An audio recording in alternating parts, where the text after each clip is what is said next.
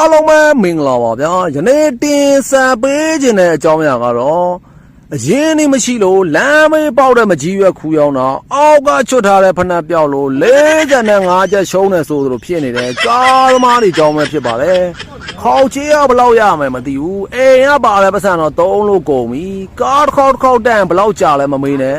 လက်တွေကိုချိုးပြီးရေတွက်ရတာညီးဝေးလာလို့အိမ်ကထွက်တဲ့ကဂရုံးစတောက်ညက်လာလိုက်တာအခုဆိုရင်မြမပြည်သိန်းနံကေတော်ဖြစ်သွားပြီဒါတော့လမ်းတော့ပဲရှိသေးတယ်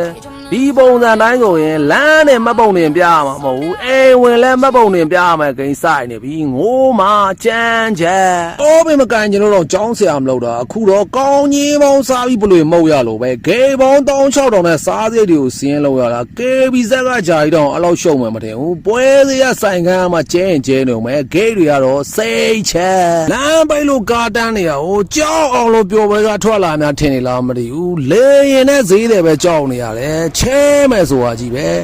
ကျဲသွန်ဒီဈေးမေးလိုက်တာမခွာရသေးဘူးဈေးကြားလာတဲ့မျက်ရည်ကြားလို့ပြန်ချခဲ့ရတယ်ထမင်းတစ်ပူကို9000ဆိုလို့ဝယ်စားလိုက်တာစံကလည်းမြန်လုံးတစ်ပြုတ်မတန်းရေတဲ့ယောက်သားပြောလို့ခြေကန်ပြီးကိုမျိုးချရတယ်ငပိတော့ကလည်းနှွေးရာဒီနဲ့ချီးရတာမားလာလားမသိဘူးဖြုံးလီရမှကြည့်ရင်ကြည့်အောင်မယ်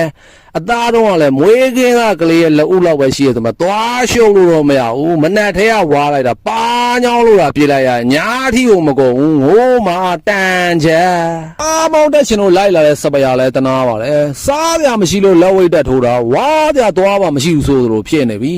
ကားမလာကြီးကဘယ်နှချက်ချိမှမသိတာဟင်းကွာကတော့မျိုးစုံချက်တတ်နေပြီမာစတာချက်နဲ့ဗျာမားလာလားမသိဘူးတဲ့ချက်ရတာတော့ဟာစိန်တူးအားဆိုင်ကြည့်နေရတယ်လို့ပဲ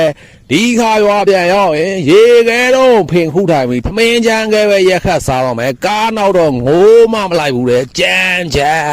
အေးကျန်တဲ့ message ကတော့ကျွဲပင်နာတွေ့တဲ့မြောင်မှမြဲအောင်ပဲကားဆရာရဲ့ခေါက်ကြီးကတော့မြင်နာမြင်မကျင်လိုက်ရတယ်နတ်တင်တဲ့ကြက်ကင်လို့ဆိုတာပါပဲ